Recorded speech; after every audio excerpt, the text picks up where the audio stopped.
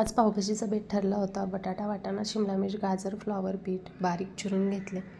त्यासोबतच फोडणीत टाकण्याच्या साहित्याची पण सर्व तयारी करून घेतली. अशा पद्धतीने सर्व भाज्या व्यवस्थित धुवून घेतलेल्या आहेत. कुकरमध्ये घालून घेतल्या. 6 ते 7 शिट्ट्या करून घेतल्यात. आता फोडणीची तयारी करायची आहे.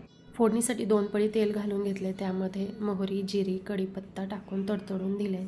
त्यातमध्ये बारीक चिरलेला कांदा घालून घेतला व त्यात थोडंसं मीठ टाकायचं म्हणजे ते गाळ कांदा शिजतो.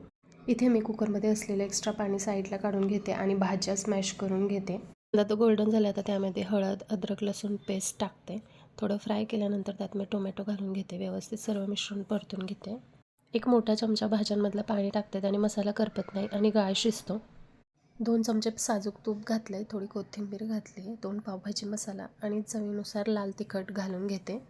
तेल सुटेपर्यंत हे मिश्रण व्यवस्थित परतून घ्यायचं आहे. त्यानंतर यामध्ये मी स्मॅश केलेल्या ज्या भाज्या आहेत त्या टाकून घेते. कढईत मिश्रण टाकल्यानंतर ते परत एकदा व्यवस्थित मॅश करून घेते. त्याने एकजीव होईल.